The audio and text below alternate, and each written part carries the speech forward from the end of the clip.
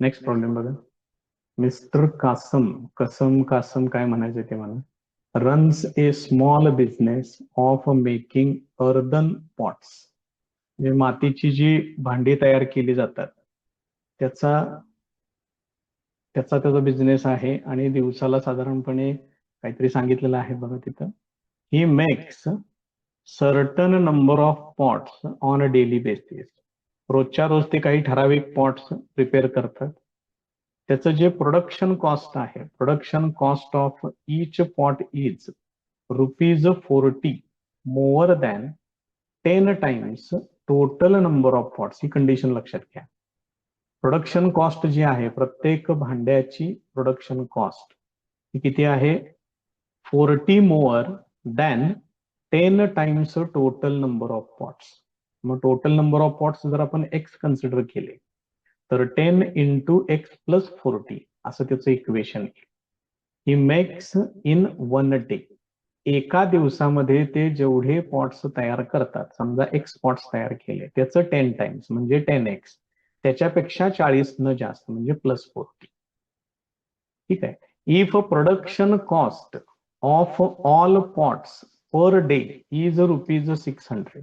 संपूर्ण दिवसामध्ये तयार केलेल्या सगळ्या पॉट्सची एकूण किंमत, एकूण प्रोडक्शन कॉस्ट जर ₹600 असेल तर find the production cost of 1 pot and number of pots he makes per day.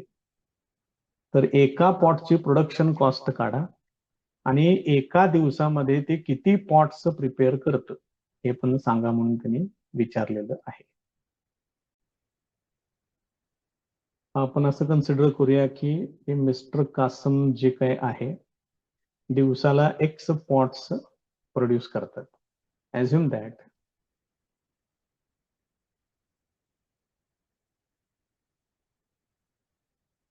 Mister Kasam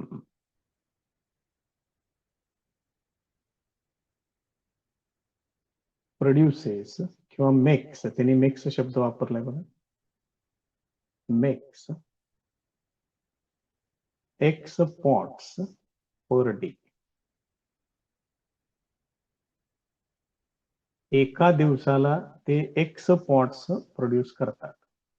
मग त्याचं production cost therefore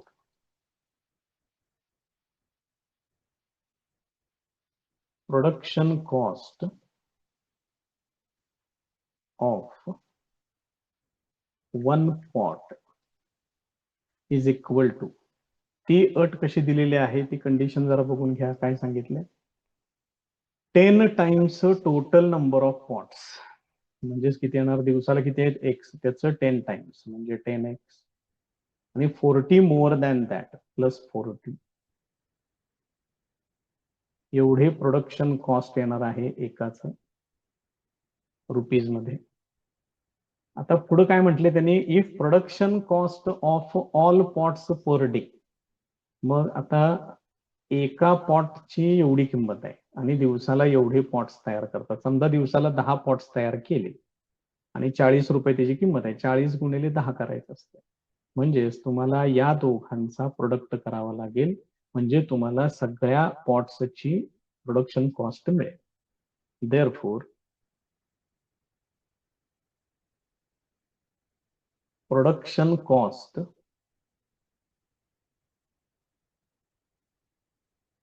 of all pots is equal to किती होणार? ते x into bracket 10x plus 40 rupees. आणि त्यांनी दिलेलं आहे प्रोडक्शन कॉस्ट किती आहे ते. Given that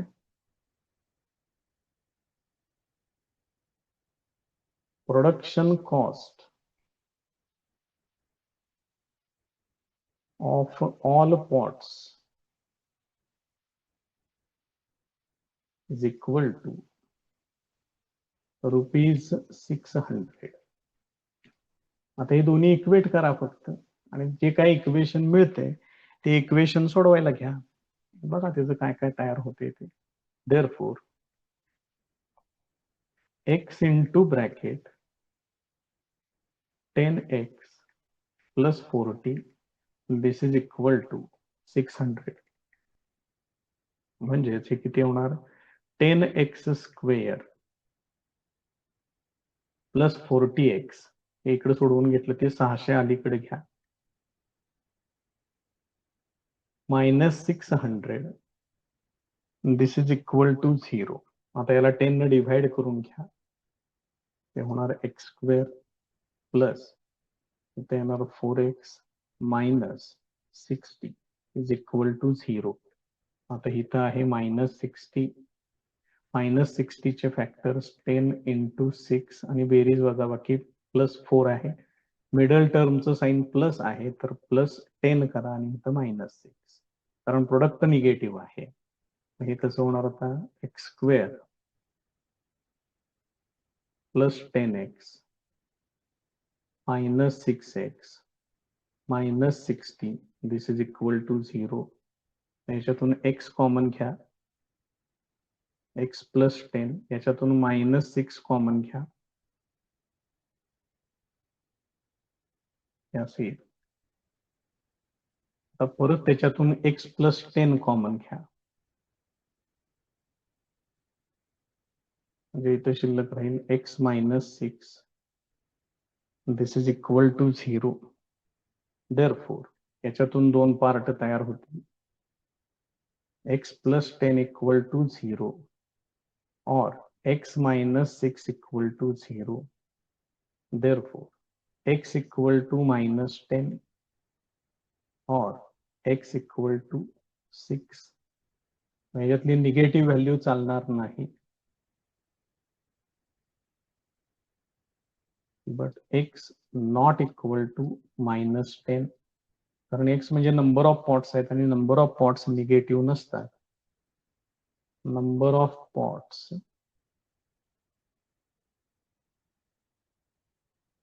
cannot be negative. असेल म्हणजे इथं काय येणार x इक्वल टू 6 येणार. म्हणजे number of pots per day किती तयार करतात ते 6 तयार करतात. आणि त्यांनी काय विचारलंय प्रोडक्शन कॉस्ट ऑफ 1 पॉट पण विचारलं. तर प्रोडक्शन कॉस्ट इथे लिहिलेलं आहे बघा, बघा की प्रोडक्शन कॉस्ट ऑफ 1 पॉट इथे आहे बघा 10x प्लस 40. प्रोडक्शन कॉस्ट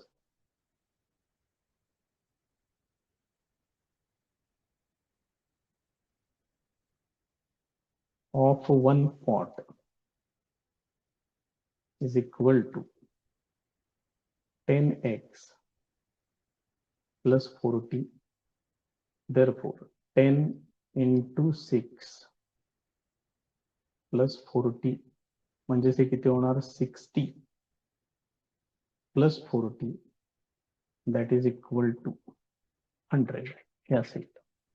म्हणजे दिवसाला 6 पॉट्स तयार करतो तो मिस्टर कासम आणि एका पॉटची प्रोडक्शन कॉस्ट आहे ₹100. Therefore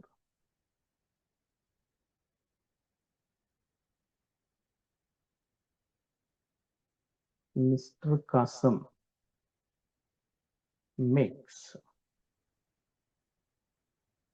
6 pots per day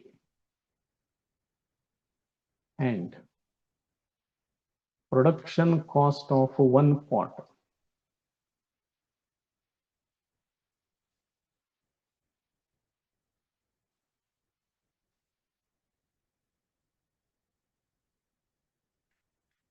is equal to ₹100. या पद्धतीने हे कंप्लीट होईल. नेक्स्ट प्रॉब्लेम बघा. प्रतीक takes 8 hours to travel 36 kilometer downstream and return to the same spot. म्हणजे तो 36 किलोमीटर डाऊन स्ट्रीम म्हणजे प्रवाहाच्या दिशेत जातो आणि परत रिटर्न येतो, हे लक्षात ठेवा. आणि या पूर्ण प्रवासासाठी त्याला किती वेळ लागतो 8 तास लागतो. The speed of boat in steel water is 12 kilometre per our.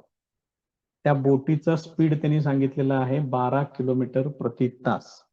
So find the speed of water current. तर पाण्याच्या प्रवाहाचा स्पीड काय आहे असं त्यांनी विचारते. मग तोच आपण x किलोमीटर पर आवर कन्सिडर करूया. Assume that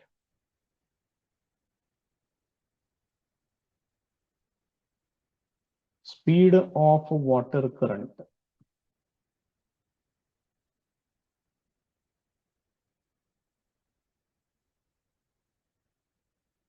is equal to x kilometer per hour.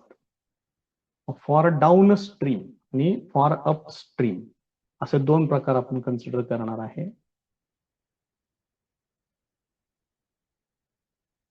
For down stream speed of boat is equal to, ज्यावेळेला डाऊन स्ट्रीम आहे त्यावेळेला दोघांची बेरीज करावी लागेल तुम्हाला. म्हणजे बोटचं स्पीड स्टील वॉटर मधलं किती आहे 12 किलोमीटर पर आवर आणि स्पीड ऑफ वॉटर करंट किती आहे एक्स. या दोघांची बेरीज करावी लागेल. मी इथं लिहितोय पहिल्यांदा. Speed of boat in steel water. Steel water म्हणजे स्तब्ध पाणी त्याच्यामध्ये plus speed of water current.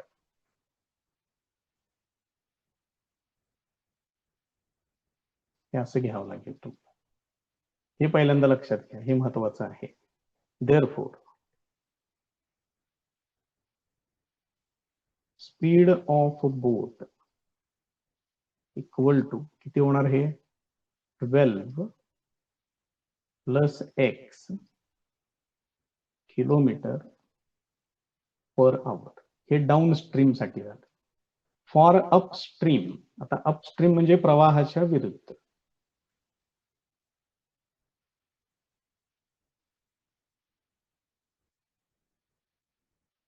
Speed of boat equal to, तर तुम्हाला काय करावं लागेल, याच दोघांची वजाबाकी करावी लागेल, कारण तिथं प्रवाह अपोजिट असणार आहेत.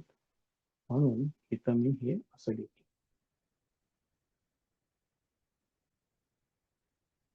मग याच्यावरून तुम्ही टाइम फाइंड आउट करायचा आहे. डाऊन स्ट्रीम जाण्यासाठी किती वेळ लागेल, अपस्ट्रीम जाण्यासाठी किती वेळ लागेल. त्याच्यासाठी आपला बेसिक फॉर्म्युला लागेल. नाव speed equal to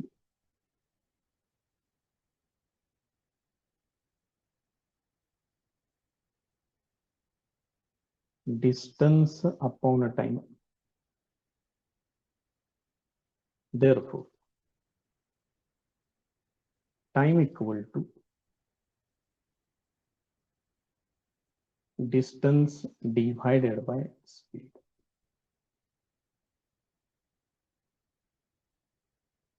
Time required to travel downstream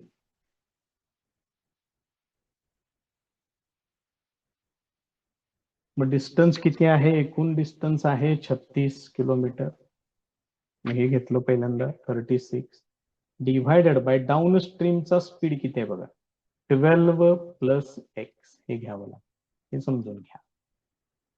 त्याच्यासाठी हा फॉर्म्युला लागेल. आपली स्पीड टाइम आहे ते आवर मध्ये येणार.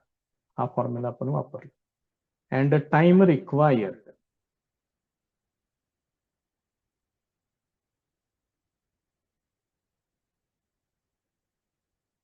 टू ट्रॅव्हल अपस्ट्रीम, म्हणजे आता तिथनं परत रिटर्न यायचंय. मग डिस्टन्स तर तेवढंच राहणार, फक्त प्रवाहाच्या अपोजिट आहे त्यामुळे स्पीड कमी होईल असेल. आणि आता याच्यावरून मला टोटल टाइम फाइंड आउट करायचा आहे. तो त्यांनी सांगितलंय total time required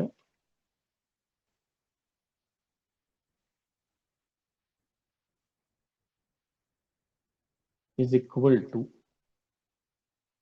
36 upon 12 plus x plus 36 upon 12 minus x, आणि हाच टाइम त्यांनी किती सांगितलेला आहे, 8 आवर. मग ते 8 इकडं घ्या, याच्यातून 36 लगेच इकडं कॉमन पण घेऊया आपण, सोडवायला सुरुवात करूया त्याची process. 1 upon 12 plus x plus 1 upon 12 minus x हे असेल. मग आता याला काय करता येईल बघा, ह्याला 4 न भाग जातोय, याला इकडे घेऊया, याचं पण सिम्प्लिफिकेशन करून घेऊ तोपर्यंत, आणि इकडचं सोडवायचं आहेच. आता याचा लसावी येणार, या दोघांचा प्रोडक्ट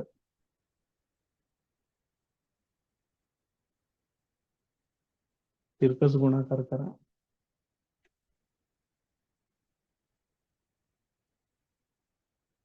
हे असेल.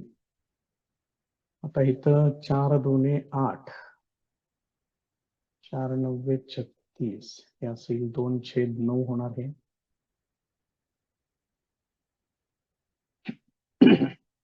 तोपर्यंत इथं मायनस एक्स प्लस एक्स हे कॅन्सल होईल, 12 आणि 12 हे होणार 24. त्याच्यानंतर आता ह्याचा वर्ग हे ए प्लस बी इंटू ए मायनस बी, म्हणजे 144 मायनस एक्स स्क्वेअर हे असेल. आता एक काम करतोय, हे सगळं इकडे घेतोय, 144 मायनस एक्स स्क्वेअर हे तेवढंच इकडे डावीकडे घ्या, आणि हे 24 इंटू 9 अपॉन 2 हे किती होणार, हे असं होईल. 12 90 108 होणार ते. 12 इंटू 9 108 होणार, ते इकडे घ्या. 144 minus 108 is equal to x square. याचं सिम्प्लिफिकेशन करून घ्या, ते येणार एक्स स्क्वेअर इक्वल टू 36. त्याच्यावरून तुम्हाला परत दोन व्हॅल्यूज मिळतील, एक्स इक्वल टू प्लस और minus 6, but x not equal to minus 6 याचं कारण द्या. Speed cannot be negative.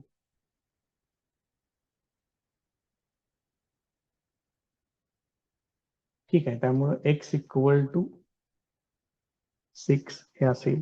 Therefore शेवटी त्यांनी जसा प्रश्न विचारलाय त्या पद्धतीने उत्तर लिहा. Speed of water current is equal to 6 kilometre per hour. हे त्याचं फायनल आन्सर. नेक्स्ट प्रॉब्लेम बघा.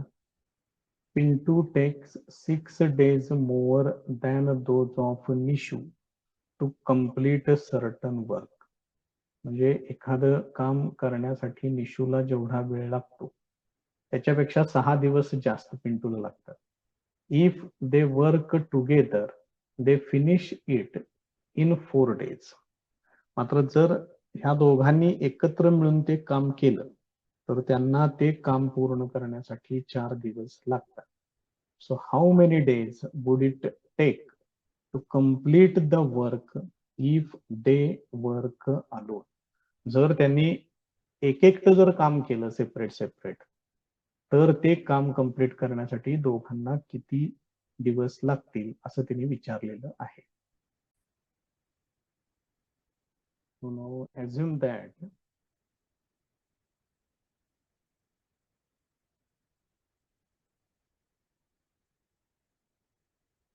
Nishu completes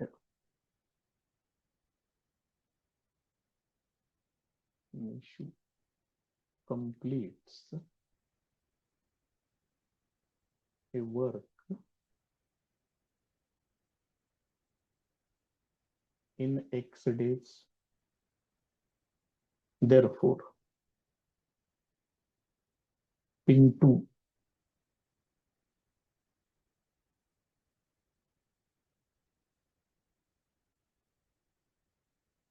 completes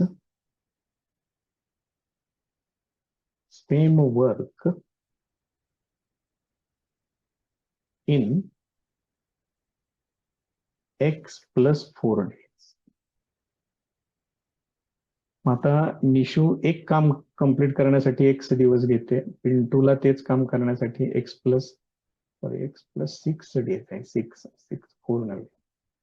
ते दोघांनी एकत्र केल्यानंतर ते 4 दिवसामध्ये कंप्लीट करू शकतात. मग जर समजा निशूला एक काम पूर्ण करण्यासाठी 2 दिवस लागत असतील तर एका दिवसात ती किती काम पूर्ण करेल? 1/2. हे पण तयार करूया. Therefore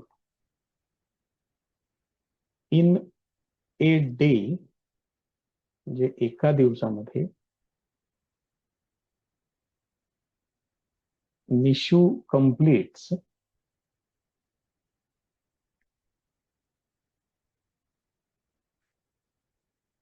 one upon x part of work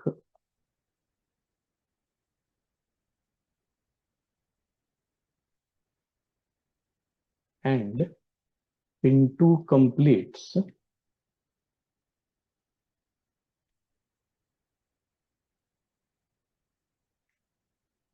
one upon x plus 6 part of work. Therefore, in a day,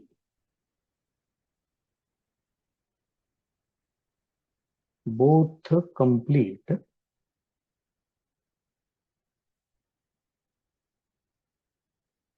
one upon x plus 1 upon x plus 6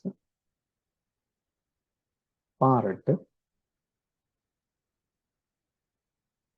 of work. मग त्यांनी असं सांगितलंय की दोघं मिळून साधारणपणे 4 दिवसामध्ये ते वर्क कंप्लीट होते. Therefore, in 4 days,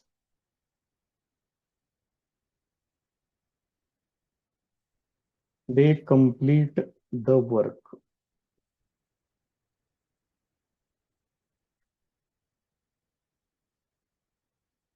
ते कामच पूर्ण करतात 4 दिवसात दोघं जर एकत्र काम केले तर.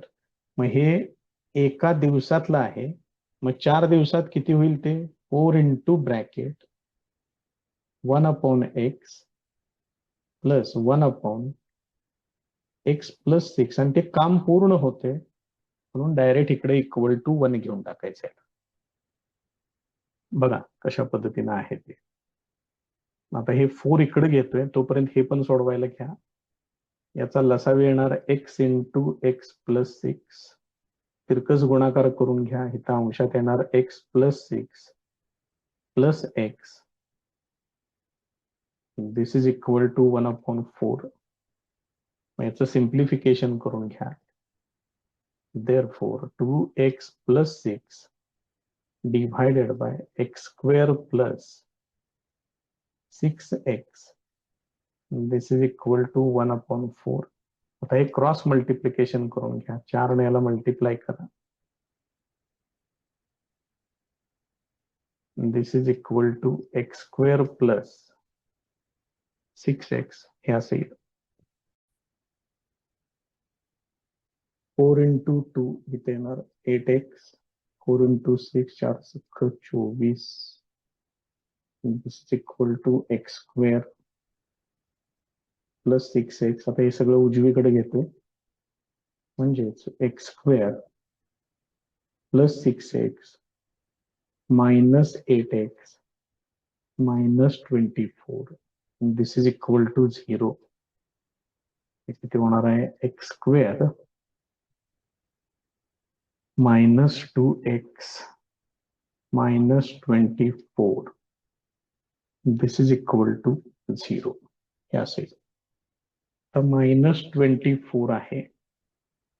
फॅक्टर्स बेरीज वजाबाकी 2 पाहिजे, मग 6 आणि 4 असे घेऊ शकताय. मग मिडल टर्मला मायनस आहे, मग -6 आणि +4 हे असे. हे फॅक्टर्स घ्या आणि पुढे सिम्प्लिफाय करा. x² -6x +4x -24 this is equal to 0. पहिल्या दोघांच्यातून x कॉमन घ्या, म्हणजे इथे येणार x -6 प्लस इथं 4 कॉमन घ्या, म्हणजे इथं परत येणार x -6 this is equal to 0. तर यांच्यातून परत एकदा x -6 कॉमन घ्या, x +4 this is equal to 0. याच्यावरून 2 पार्ट सेपरेट करा. x -6 इक्वल टू 0 और x +4 इक्वल टू 0. याच्यावरून 2 व्हॅल्यूज मिळतील तुम्हाला. therefore x इक्वल टू 6 और x इक्वल टू -4. आता आपण x ला नंबर ऑफ डेज घेतले, त्यामुळे ते निगेटिव्ह येणं शक्य नाही. But x not equal to -4, त्याचं कारण घ्या पुढं. Number of days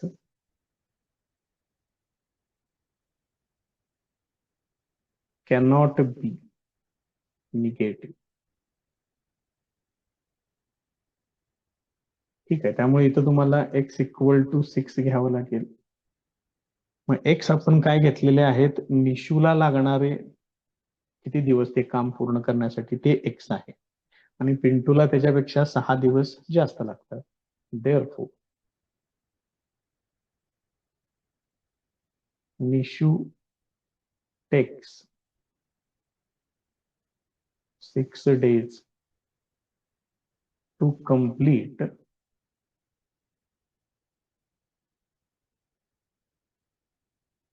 the work.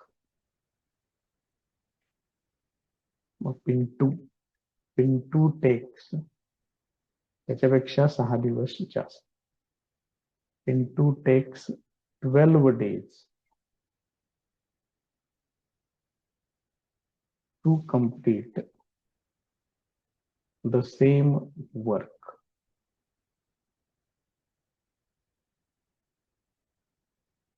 मग ही ती उत्तर आहेत 6 days आणि 12 days. नेक्स्ट प्रॉब्लेम बघा. If 460 is divided by a natural number. 460 ला एका नॅचरल नंबरनं डिव्हाइड करायचं आहे, याचा अर्थ. बरं ठीक आहे, पुढे वाचू आपण पहिल्यांदा, मग नंतर कुणाकुणाला काय काय घ्यायचं बघा. Quotient is 6 more than 5 times the divisor किंवा डिव्हायझर, कसाही उच्चार करा, स्पेलिंग व्यवस्थित लिहा. तर डिव्हायझरला जर मी x कन्सिडर केलं तर x इंटू 5 म्हणजे 5x +6 हा झाला कोशंट. रिमाइंडर इज 1 म्हणजे तिथं बाकी शिल्लक राहते 1. Find quotient and divisor. Quotient तर आता मी सांगितलेलंच आहे, डिव्हायझर पण आपण x कन्सिडर केलेला आहे. तर 460 हा झाला डिव्हिडंड, आणि त्याला डिव्हायझर नॅचरल नंबर कन्सिडर करायचा आहे, त्यामुळे आपण मांडूया त्या पद्धतीनं. सो अज्युम दॅट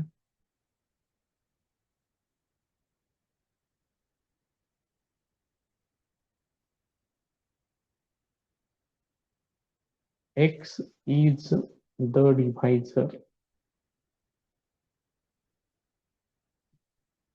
आणि हा x काय सांगितलाय त्यानेच, natural number. therefore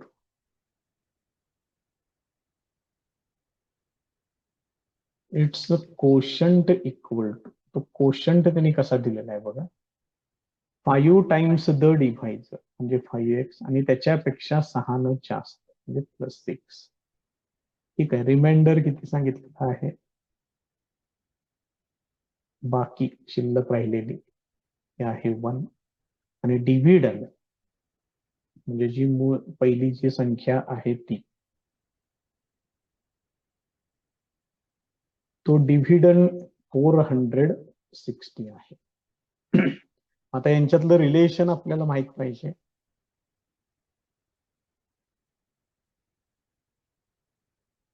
now dividend equal to divisor into quotient plus remainder. याच्यामध्ये व्हॅल्यूज वापरूयात आपण. इथं आहे 460, डिव्हायझर आहे x, कोशंट आहे 5x प्लस 6, रिमाइंडर आहे 1. तर हे सोडवायचं आहे. मग इकडं 460 हे तसंच ठेवतोय. This is equal to 5x square plus 6x plus 1. आता हे 460 इकडं आणा, म्हणजे ते इकडं आणल्यानंतर वजा होईल. 5x square plus 6x plus 1 minus 460. This is equal to 0. त्यामुळे काय होणार, 5x square plus 6x minus 459. This is equal to 0. हे असं वर्ग समीकरण मिळेल. आता इथं 5 आहे, इथं मायनस 459 आहे, त्यामुळे हे मायनस पुढे घेतोय आणि हे असं मांडतोय. आता हे जे 459 आहे ह्याला 9 न भाग जातोय बघा. मग ह्याला मी असं लिहितोय, इथं 9 लिहितोय. आता याचा भाग गेल्यानंतर 9 5 45 आणि 9 1 9 हे असेल. आणि हे 5 पुढं आहेच, हे 5 तसंच ठेवायचं. ह्याचे 2 फॅक्टर्स वाढले. आता मी काय करतोय, या दोघांचा प्रोडक्ट करून घेतोय. 5 इंटू 9 हे किती होणार, 45 आणि हे आहे 51. बघा जरा इथले फॅक्टर. मग 51 आणि 45 यांच्यातला डिफरन्स 6 येतो बरोबर. मिडल टर्म प्लस आहे, त्यामुळे प्लस 51 आणि मायनस 45 हे असं कन्सिडर करा. बघा कशा पद्धतीने घ्यायचं इथे. त्यामुळे आता याचं simplification 5x square minus 45x plus 51x minus 459. This is equal to 0. आता हे असे ग्रुपिंग करून घ्या. पहिल्या दोघांच्यातून 5x हे कॉमन घेऊ शकताय तुम्ही. इथं शिल्लक राहणार आहे x मायनस 9. आता या दोघांच्यातून 51 कॉमन घ्या. इथं पण शिल्लक राहणार आहे x मायनस 9. ज्यांना शंका असेल त्यांनी 51 इंटू 9 प्रोडक्ट करून बघा, बरोबर तेवढा 459च येतोय का. आता या दोघांच्यातून x मायनस 9 कॉमन घ्या, म्हणजे इथं शिल्लक राहील 5x plus 51.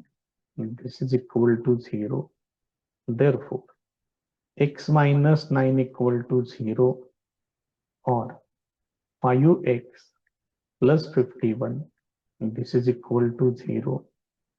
Therefore, x equal to 9 or x equal to, इथं काय होणार बघा, 5x equal to मायनस 51 होणार आणि त्याच्यावरूनच x इक्वल टू किती येणार, मायनस 51 अपॉन 5. पण x ला आपण नॅचरल नंबर कन्सिडर केलेला आहे. बट त्यामुळे ही संख्या तुम्ही नाही घेऊ शकत. x is not equal to minus 51 upon 5. त्याचं कारण पुढे लिहा. x is a natural number. Therefore, x equal to 9 येणार. याचा अर्थ हा झाला डिव्हायझर. आणि एक कोशंट लिहिलाय बघा आपण वरती, काय होता बघा तो 5x प्लस 6 आहे बघा कोशंट. मग 5x plus 6 is equal to 5 into 9 plus 6 म्हणजे असे किती होणार? 5 9 45 एक 6 ते झालं 51. Therefore divisor equal to 9 and quotient is equal to 51. या व्हॅल्यूज तुम्हाला त्या ठिकाणी मिळतील. नेक्स्ट प्रॉब्लेम बघा. In the adjoining figure quadrilateral ABCD is a trapezium AB parallel to CD. Its area is 33 centimeter square. From the information given in the figure, find the lengths of all sides of the quadrilateral ABCD. Fill in the empty boxes to get the activity type दिलेला आहे. मग बघा ही बाजू x सांगितले, इथं 2x plus 1, ही बाजू x minus 2 हे सांगितलेलं आहे. x मायनस 4 हे दोन्ही इक्वल आहेत म्हणून सांगितले, त्यामुळे हे पण x मायनस 2 येणार आहे. Quadrilateral ABCD is a trapezium AB parallel to CD. Area of quadrilateral ABCD equal to काय असते, हे जे पॅरलल साइड्स आहेत त्यांची बेरीज असते. ठीक आहे. आणि त्याची जे त्या दोन पॅरलल साइड्स मधलं जे काही डिस्टन्स आहे म्हणजे हाईट हे पुढं प्रोडक्ट मध्ये येतं इंटू एरिया. मग एरिया इकडे वापरलेला आहे त्याने 33, हे 1/2 AB ची व्हॅल्यू आणि CD ची व्हॅल्यू यांची बेरीज x प्लस 2x प्लस 1 इथं बेरीज केलेली आहे. आणि AM किती आहे? x मायनस 4 आहे. हे असं तिने दिलेलं आहे. हे सरळ बाजूला घेऊन आपण सरळ सोडवूया. मग नंतर तुम्ही काय करा, नंतर तुम्हाला जसं पाहिजे त्या पद्धतीने तुम्ही सोडवू शकताय. बघा 2 ने इकडे मल्टिप्लाय केलं, इकडे येणार 66. x प्लस 2x ते झालं 3x प्लस 1, इथे येणार x मायनस 4 हे असेल. मग हा एवढाच पार्ट इक्वेशनचा आपण बाजूला घेऊ. काय आहे बघा ते 66 equal to 3x plus 1 into x minus 4 एवढा पार्ट आहे त्याचा. बरं तेवढंच बाजूला घेतलेलं आहे. हे परत एकदा इथं लिहून घेतोय मी, मला पाहिजे त्या पद्धतीनं. 3x plus 1 into x minus 4 this is equal to 66 हे इक्वेशन. आता याला सोडवूया, पूर्ण बघूया त्याचं काय काय तयार होते. 3x न मल्टिप्लाय करून घ्या, मग हे किती होईल 3x स्क्वेअर 3 इंटू 4 ते होणार मायनस 12x प्लस 1 न मल्टिप्लाय करायचंय, x मायनस 4 आहे असंच येणार is equal to 66. Therefore 3x square minus 11x हे 66 इकडं अलीकडे घ्या, म्हणजे minus 4 minus 66 this is equal to 0. म्हणजेच हे होणार 3x square minus 11x minus 70 is equal to 0 असेल. आता इथं मायनस 70 इंटू 3 म्हणजे ते किती होणार आहे, मायनस 210 होणार. मग बेरीज वजाबाकी किती पाहिजे त्यांना? 11 पाहिजे. म्हणजेच तुम्ही इथं असं लिहू शकताय 21 आणि 10 या दोघांची वजाबाकी 11 होते. पण हे मायनस आहे, मिडल टर्म पण मायनस आहे, इथं मायनस लिहा, हे प्लस लिहा. तर हे सोडवा, पुढं सोडवले की तुम्हाला x ची व्हॅल्यू मिळेल. बाकीच्या सगळ्या साइड्स तुम्ही मग काढू शकताय. 3x square minus 21x plus 10x minus 70 this is equal to 0. त्याच्यातून 3x कॉमन घ्या, म्हणजे इथे येणार x मायनस 7. या पुढच्या दोघांच्यातून 10 कॉमन घ्या, असं येईल. आता x -7 कॉमन घ्या, ते शिल्लक राहील 3x + 10 this is equal to 0. तर हे दोन सेक्शन सेपरेट करा, दोन पार्ट सेपरेट करा.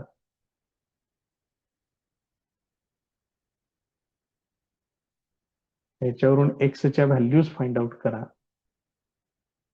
Therefore, x = 7 or 3x = -10. Therefore, x = -10 divided by 3. पण x ही साइड आहे, त्यामुळे साइड निगेटिव्ह असू शकत नाही. But x not equal to -10/3. X is length of side of quadrilateral ABCD. त्यामुळे ती निगेटिव्ह असू शकत नाही. Therefore, x = 7. आता डायग्राम मध्ये बघा बरं, x = 7, त्यामुळं AB = 7 सेंटीमीटर येणार. त्याच्यानंतर AD आणि BC इक्वल आहेत. AD = BC इक्वल टू ते सांगितलेले आहेत x -2, म्हणजे 7 - 2 that is equal to 5 centimetre. त्यानंतर AM सांगितलेलं आहे त्याने x -4, म्हणजेच 7 - 4 that is equal to 3 centimetre. त्यामुळे 7 सेंटीमीटर. त्यानंतर अजून काय दिले त्यांनी, CD एक दिलेला आहे बघा, CD. बाकी सगळ्या व्हॅल्यूज तयार झालेल्या आहेत आपल्या आता बऱ्यापैकी. AM हाईट पण काढली आपण, ठीक आहे. आता CD पाहिजे. CD साठी त्यांनी दिलेला आहे डायग्राम मध्ये 2x + 1. चेक करा, x च्या ठिकाणी 7 वापरा आणि सोडवा. साठी 14 आणि 1 15, 15 सेंटीमीटर.